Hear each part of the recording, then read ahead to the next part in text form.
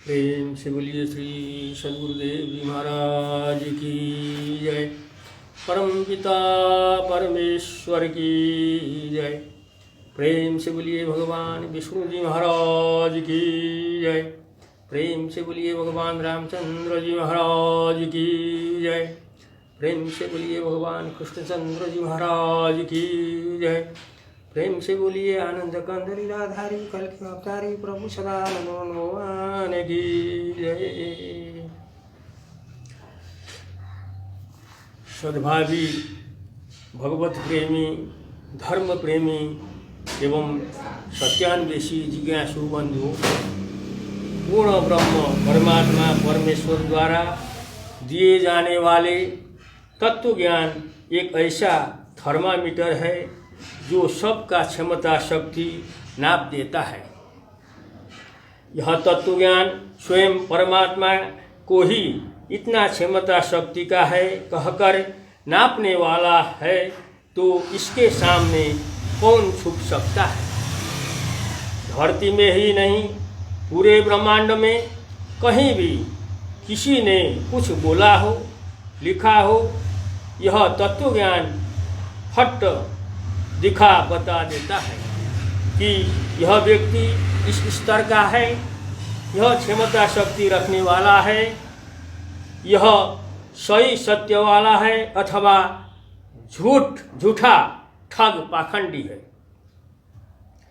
पूर्ण ब्रह्म परमात्मा परम तत्व परमेश्वर परम ब्रह्म खुदागर भगवान के एकमात्र पूर्ण अवतार कलियुगीन कल की अवतार परम पूज्य संत ज्ञानेश्वर स्वामी सदानंद जी परमहंस के कृपा से प्राप्त तत्व ज्ञान, जिसको भगवान श्री कृष्ण जी ने श्रीमद् भगवद गीता अध्याय 7 के श्लोक संख्या 2 में पूर्ण एवं अशेष ज्ञान कहे हैं, उस तत्व ज्ञान के आधार पर आज हम लोग कबीर जी के विषय में भगवत चर्चा करेंगे, जिनको एक अज्ञानी एवं पाखंडी रामपाल नामक व्यक्ति द्वारा कबीर भगवान हैं, सबका भगवान कबीर कहकर जन समाज में भ्रम सृजना कर पाखंड फैलाया जा रहा है।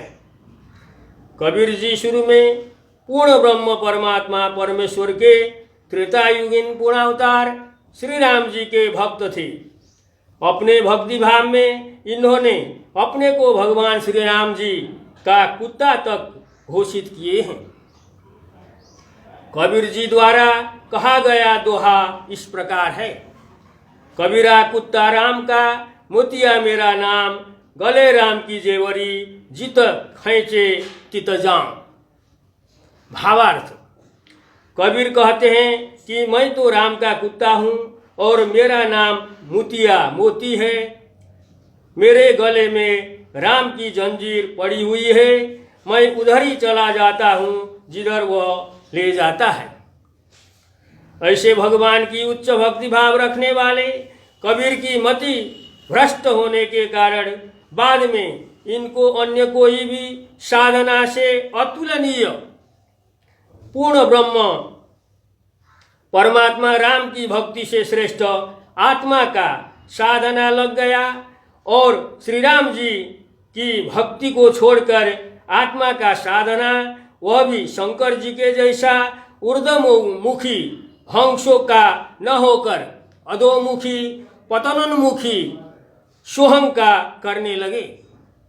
इसका परिणाम यह हो गया कि इनकी सारी मति गति ऊर्ध्वमुखी होने के बजाय अधोमुखी हो गया।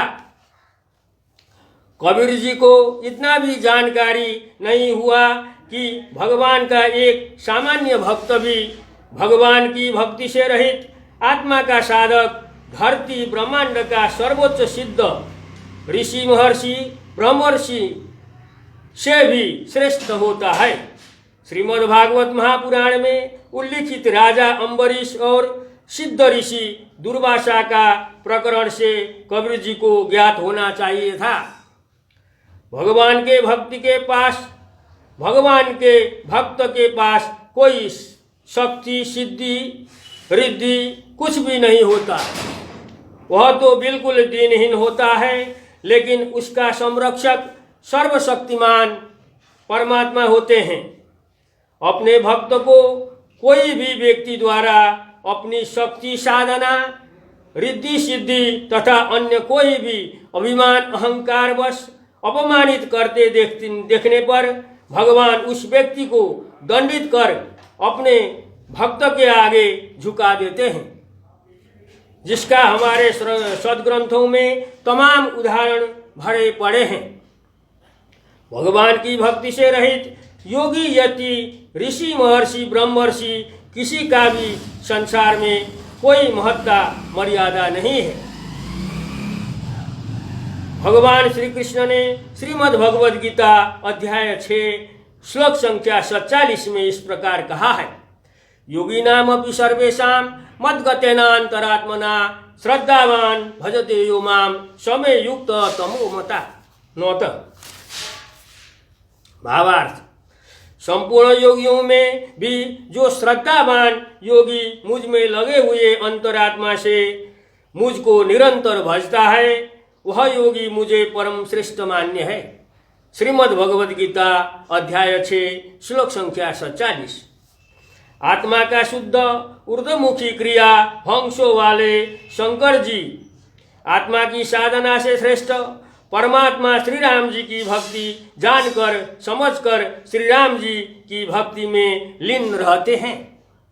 भगवान श्री राम जी के भक्ति के कारण ही शंकर जी का धरती में महत्ता, मर्यादा है। शंकर जी से पाठ सीखकर कबीर जी को आत्मा की उल्टी साधना, सोहम के चक्कर में न पड़कर भगवान श्री राम जी की ही भक्ति में मस्त रहना चाहिए था।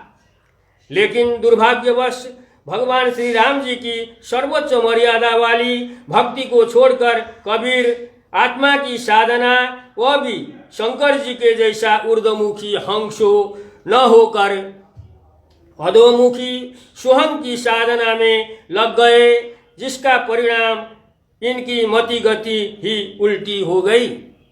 अब उल्टे मति गति वाले कबीर भगवान श्री विष्णु जी, भगवान श्री राम जी एवं भगवान श्री कृष्ण जी द्वारा दिखाया गया सत्य सनातन धर्म मार्ग से विमुख होकर धर्म के नाम पर बहुत सारी अधार्मिक असत्य बातें कह गए, जो वास्तविक सत्य धर्म में अमान्य, अस्वीकार्य है। उदाहरण के लिए इनके द्वारा कहे गए इनके कुछ दोहे कथन जो वास्तविक सत्य धर्म में अमान्य, अस्वीकार्य हैं, आप लोगों के समक्ष रखा जा रहा है। हम लोग ज्ञान और सद्ग्रंथों के आधार पर इनमें विश्लेषण करेंगे। गुरु गोविंद दो खड़े काके लागू पाए, बलिहारी गुरु आपने गोविंदियो बताए। भावार्थ, गुरु और गोविंद यानी भगवान दोनों एक साथ खड़े हैं तो पहले किसे प्रणाम करना चाहिए, गुरु को अथवा गोविंद भगवान को। ऐसे स्थिति में गुरु के श्री चरण में पहले शीश झुकाना उत्तम है, जिनके कृपा रूपी प्रसाद से गोविंद भगवान का दर्शन करने का सौभाग्य प्राप्त हुआ। इस दोहे का भावार्थ ये है कबीर जी का। अब इसमें हम लोग विश्लेषण करें। अब हम लोग कबीर जी की इस दोहे में कही गई बात की सच्चाई पर ज्ञान और सद्ग्रंथों के आधार पर बात करेंगे। ज्ञान और सद्ग्रंथ के आधार पर देखने से कबीर द्वारा कही गई यह दोहा वाली बात पूर्ण रूप से असत्य है, 100% असत्य है। वास्तव में गोविंद अर्थात भगवान के विषय में बताने वाला, भगवान से मिलाने वाला, भगवान को प्राप्त कराने वाला गुरु ही वास्तविक गुरु के परिभाषा में आता है। अन्य आत्मा एवं सांसारिक विषयों की जानकारी कराने वाले गुरुओं से तो मानव जीवन का सर्वोच्च लक्ष्य मोक्ष प्राप्ति ही नहीं मिल सकता।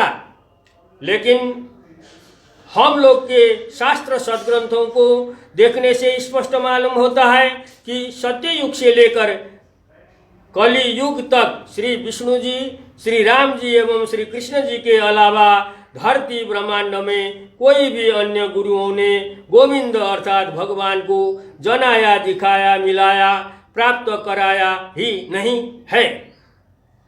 श्री विष्णु जी, श्री राम जी एवं श्री कृष्ण जी के द्वारा तत्व ज्ञान के माध्यम से जनाए, दिखाए, मिलाए, प्राप्त कराए हुए भगवत भक्तों के अलावा धरती ब्रह्मांड में गोविंद यानी भगवान को किसी ने जाना, देखा, प्राप्त किया ही नहीं है। प्रमाण के लिए श्रीमद् भगवद गीता के इन श्लोकों को देखें। न मे विदुषुरगणा प्रभवं न महर्षय अहमादिर्हि देवानां महर्षिणां च सर्वस्व। श्रीमद् भगवद गीता अध्याय 10 श्लोक संख्या 2। भावार्थ, मेरी उत्पत्ति को अर्थात लीला से प्रकट होने को न देवता लोग जानते हैं और न महर्षि जन ही जानते हैं, क्योंकि मैं सब प्रकार से देवताओं का और महर्षियों का भी आदि कारण हूँ। भगवान श्री कृष्ण जी महाराज अर्जुन से कहते हैं। श्लोक संख्या 2 श्लोक देखें। स्वयमेवात्मनात्मानं वेत्तं पुरुषोत्तम भूत भावन भूतेश देवदेव जगतपते। श्रीमद् भगवद गीता अध्याय 10 श्लोक संख्या 15। भावार्थ, अर्जुन जी भगवान श्री कृष्ण के प्रति कहते हैं, हे भूतों के उत्पन्न करने वाले, हे भूतों के ईश्वर परमेश्वर, हे देवों के देव, हे जगत के स्वामी, हे पुरुषोत्तम, आप स्वयं ही अपने को जानते हैं। श्रीमद् भगवद गीता अध्याय 10 श्लोक संख्या 15।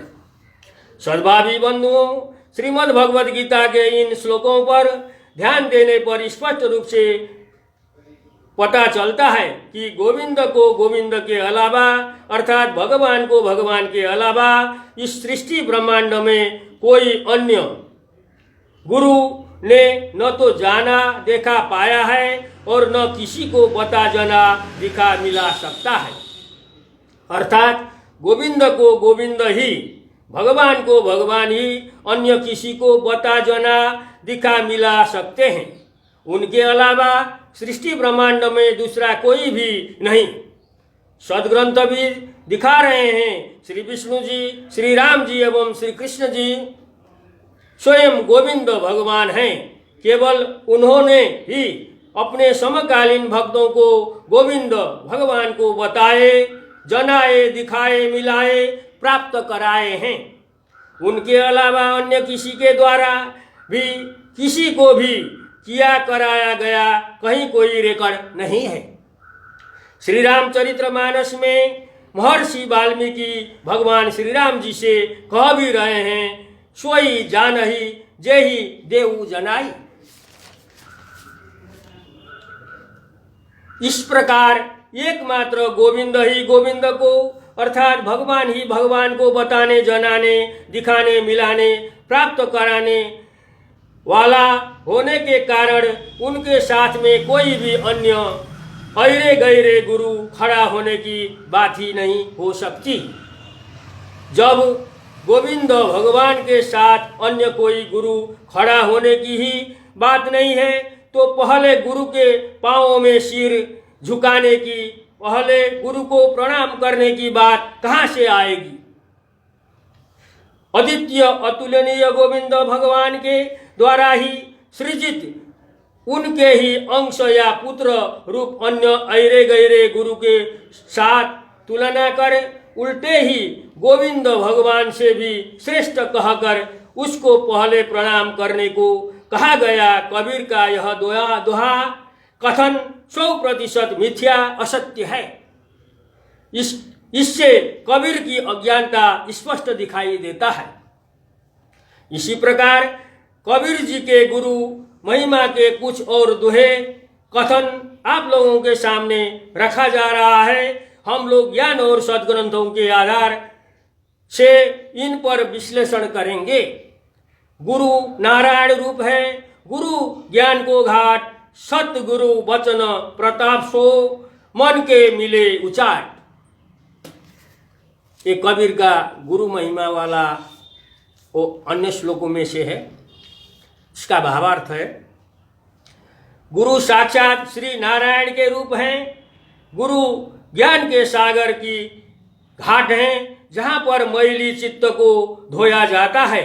ऐसे सदगुरु के वचन वाणी की शक्ति से मन के सभी विकारें भाग जाते हैं तथा व्यथित हृदय को परम संतोष प्राप्त होता है। अब दूसरा दोहा है, गुरु गोविंद करी जानिए, रहिए शब्द समाय, मिलई तो दंडवत बंदगी, नहीं पल पल ध्यान लगाए। भावार्थ, गुरु और गोविंद दोनों को एक समान ही समझना चाहिए। ऐसा जानकर गुरु ने जो ज्ञान का उपदेश दिए हैं उसी के अनुरूप कार्य करना चाहिए। जब भी गुरु मिलते हैं तुरंत दंडवत होकर वंदना करना चाहिए। यदि ऐसा न होने पर प्रतिक्षण गुरु का ध्यान करना चाहिए। अब दूसरा दोहा फिर देखें, गुरु गोविंद दो एक हैं, दूजा सब आकार, आपा मेटई हरि भजें, तब पावें दीदार। भावार्थ, गुरु और गोविंद दोनों एक हैं, केवल नाम का अंतर है। गुरु और गोविंद का बाहर से रूप आकार भले ही कुछ हो, लेकिन भीतर से कोई अंतर नहीं है। बाहर सब माया का आवरण है।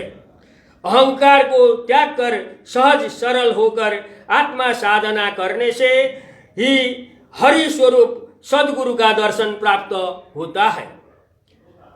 अब दूसरा फिर दोहा कबीर जी का सुने, गुरु महिमा का। मूल ध्यान गुरु रूप है, मूल पूजा गुरु पाओ, मूल नाम गुरु वचन है, मूल सत्य सतभाव। भावार्थ, ध्यान के लिए गुरु स्वरूप का ध्यान सर्वोत्तम ध्यान है। पूजा के लिए गुरु चरण की पूजा पावन पूजा है। सत्य नाम ज्ञान के लिए गुरु के सुधामय सदुपदेश अर्थात प्रवचन है तथा सत्य साक्षात्कार के लिए परम जिज्ञासा ही है अर्थात शिष्य सेवक के लिए एकमात्र गुरु ही सब कुछ है। अब कबीर जी का और दोहा देखें दूसरा, कबीर ते नर अंध है, गुरु का कहते और हरि के रूठे ठौर है, गुरु रूठे नहीं ठौर।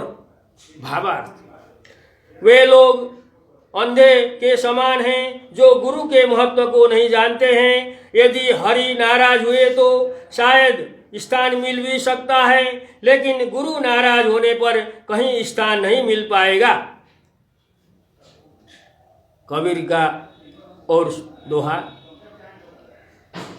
कबीर हरि के रूठते गुरु के शरण जाए, कहे कबीर गुरु रूठते हरि नहीं हो तो सहाय। भावार्थ, यदि हरि नाराज हुए तो निश्चिंत होकर गुरु के शरण जाओ, गुरु सहायता कर सब संभालेंगे। लेकिन यदि गुरु नाराज हुए तो हरि कोई सहायता नहीं करेंगे अर्थात गुरु नाराज होने पर कोई सहायता नहीं मिल सकता। सद्भावी बंधुओं, अब हम लोग कबीर जी के गुरु महिमा वाली इन दोहों कथनों की सच्चाई पर ज्ञान और सद्ग्रंथों के आधार से विश्लेषण करेंगे।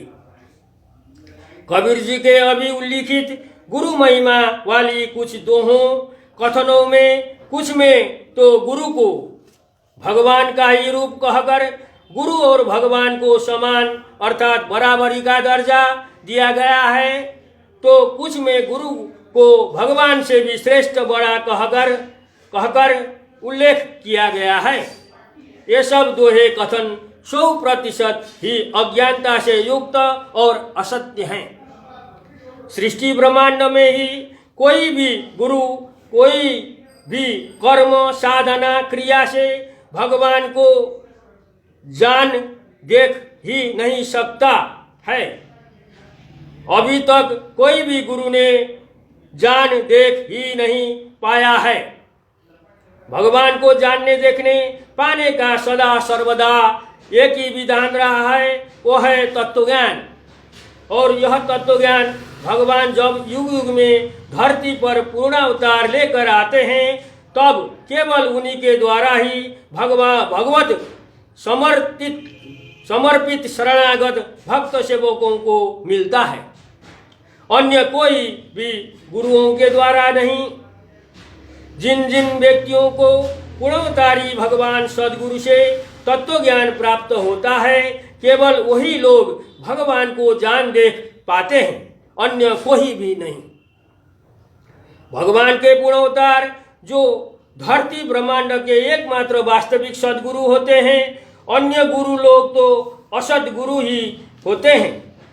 अन्य गुरु लोगों ने तो भगवान को देखा पाया ही नहीं होता, तो अपने शिष्यों को उनके द्वारा बताने, जनाने, दिखाने, मिलाने की तो बात ही नहीं हो सकती है। इस प्रकार भगवान का सृष्टि ब्रह्मांड में कोई किसी से तुलना ही नहीं हो सकता, तुलना ही नहीं किया जा सकता। भगवान के बराबर, भगवान के समतुल्य ही कोई नहीं है। अतः कबीर के द्वारा गुरु को नारायण रूप, गोविंद रूप, हरि रूप कहते हुए गुरु और भगवान को बराबरी का दर्जा देकर उपदेश किए गए कबीर के दोहे कथन पूर्ण रूप से अज्ञानता से युक्त, मिथ्या एवं असत्य हैं। असत्य हैं कि नहीं, आप लोग अपने बुद्धि विवेक का प्रयोग कर जान सकते हैं। गुरु को भगवान के बराबरी का दर्जा देना ही अज्ञानता युक्त, मिथ्या एवं पूर्ण रूपेण असत्य है, तो गुरु का दर्जा भगवान से भी बड़ा श्रेष्ठ कहकर दोहों कथनों द्वारा उपदेश देना तो कबीर की कितनी बड़ी मूर्खता, अज्ञानता एवं मति भ्रष्टता है, आप लोग अनुमान लगा सकते हैं।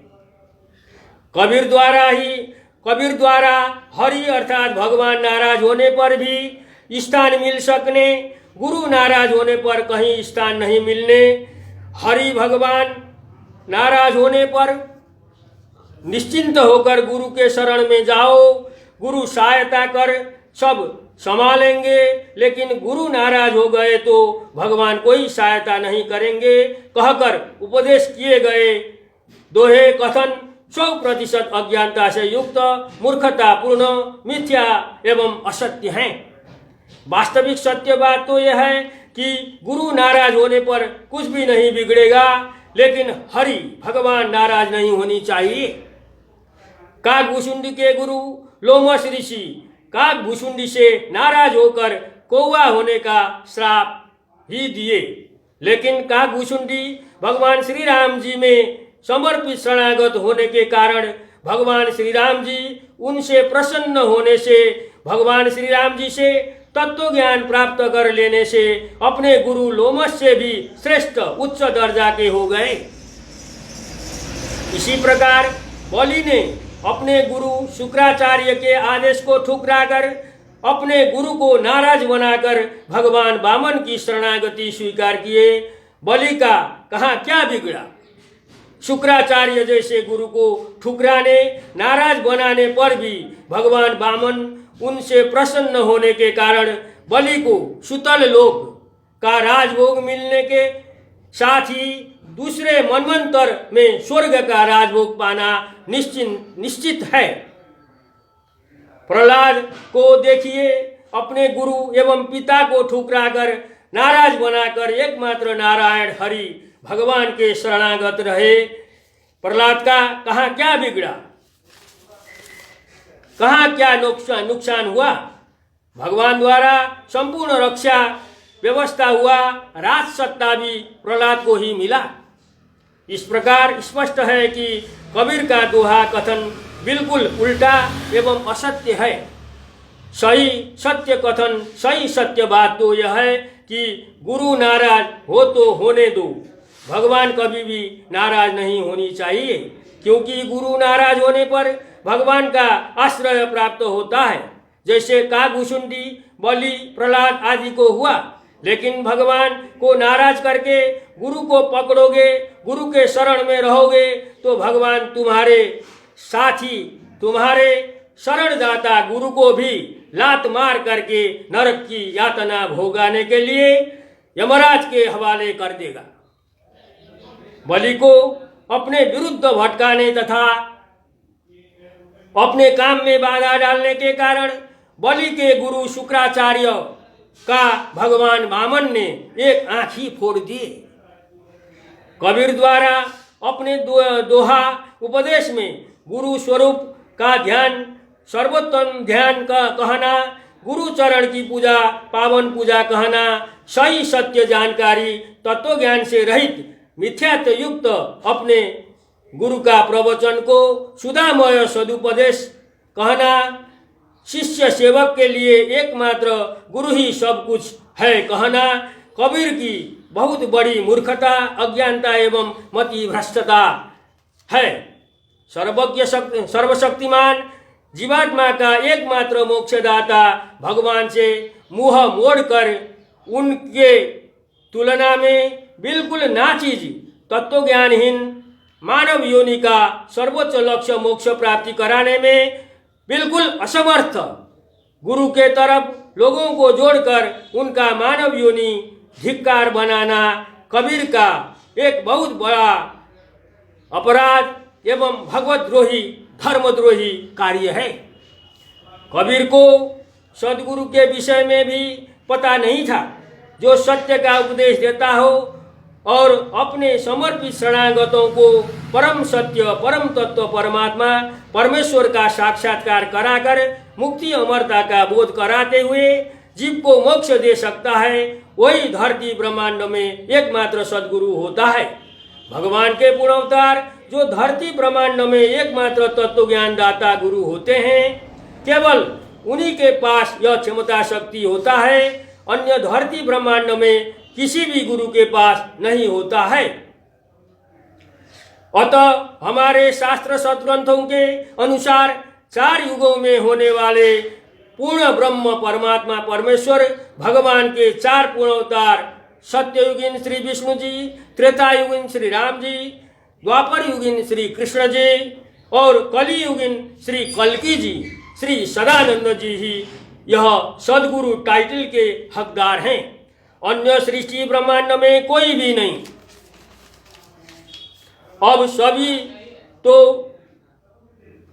अन्य सभी तो सत्य को न जानने वाले, सत्य का उपदेश देने में असत्यम असदगुरु ही हैं। आप ही लोग बताइए तो सही, वास्तविक सत्य ज्ञान से रहित समाज में असत्य ज्ञान का उपदेश देने वाले अज्ञानी कबीर को क्या सदगुरु कह कर पुकारा जा सकता है? ऐसे कबीर को सदगुरु कहकर पुकारना वास्तविक सदगुरु पूर्णावतारी भगवान को अपमान करना नहीं होगा। ऐसे ही सत्य ज्ञान से शून्य, बिल्कुल मूढ़मती पाखंडी रामपाल को सदगुरु, तत्वदर्शी संत, मुक्तिदाता, तारणहार आदि कहकर प्रचार करना कितना बड़ा दोष अपराध हो रहा है। यह तो शरीर छूटकर नरक में यमराज द्वारा दंड यातना देने पर ही उसके 1 करोड़ समर्थकों को पता चल जाएगा। अतः स्पष्ट है, भगवान के पूर्णोत्तार के अलावा कोई भी सदगुरु नहीं होता। यदि धरती ब्रह्मांड में किसी अन्य को कहा जा रहा है तो बिल्कुल असत्य एवं पाखंड है। तत्व ज्ञान से रहित होने के कारण कबीर ने अज्ञानतावश आत्म साधना कर मिलने वाली आत्मज्योति को ही परमात्मा हरि जानते समझते हुए ऐसे आत्मा का योग साधना क्रिया बताने वाले गुरु को ही सदगुरु समझने की भूल गलती की है। परमात्मा तो ज्योति स्वरूप न होकर तत्व रूप होता है।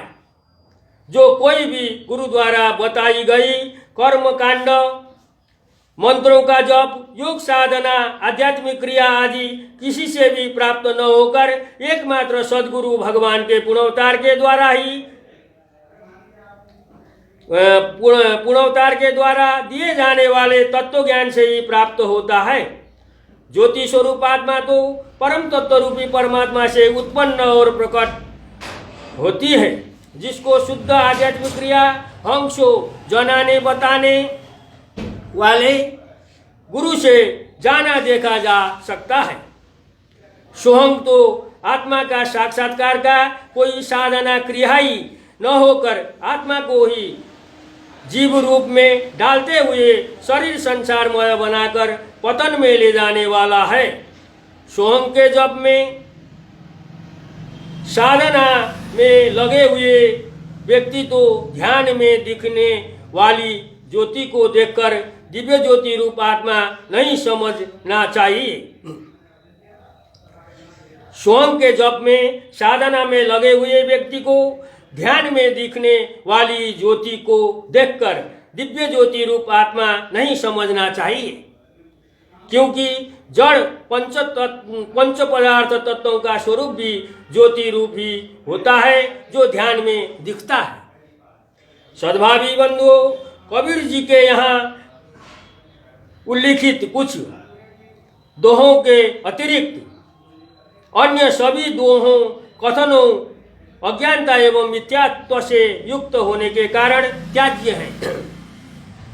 आज के ढोंगी पाखंडी गुरुजन कबीर के ये असत्य मूलक दोहों को जन समाज में बताकर दिखाकर सीधे साधे भोले भाले अज्ञानी जन समाज को ठगने, लूटने, शोषण करने में लगे हुए हैं।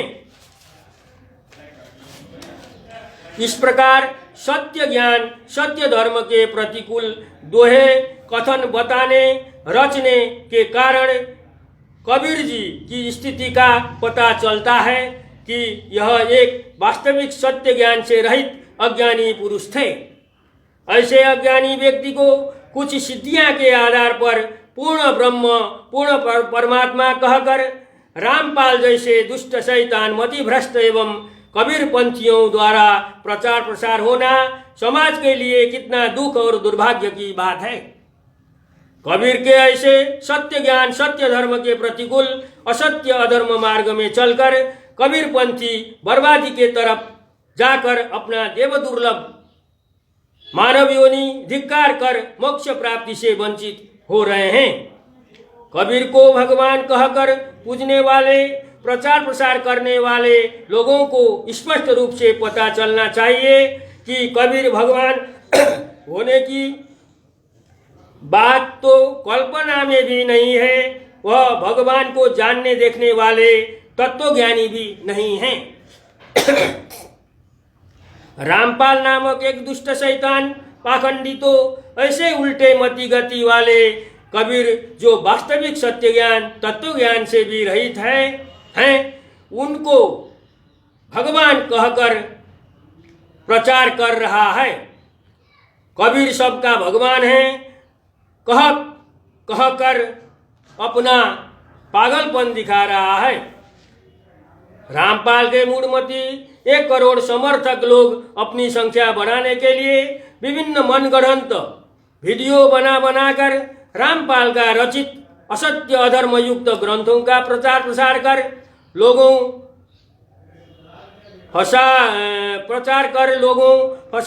को फंसाकर 1 करोड़ से 2 करोड़ समर्थक बनाने के चक्कर में पड़े हुए हैं। इन मूर्खों को यह बात दिमाग में रखना चाहिए कि 2 में 2 जोड़ने से 5 होता है कहकर अरबों लोगों के चिल्लाने से भी 2 में 2 जोड़ने पर कभी 5 नहीं होता, 4 ही होता है।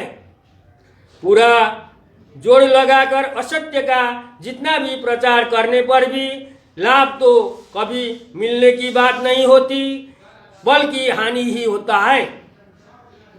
अतः हर कोई को वर्तमान समय के भगवान के एकमात्र पूर्णावतार कलियुगीन कल्कि अवतार संत ज्ञानेश्वर स्वामी सदानंद जी परमहंस के द्वारा दिखाए गए श्री विष्णु जी, श्री राम जी, श्री कृष्ण जी वाला ही सत्य सनातन धर्म मार्ग पर चलकर अपना देव दुर्लभ मानव योनि सफल सार्थक बनाना चाहिए।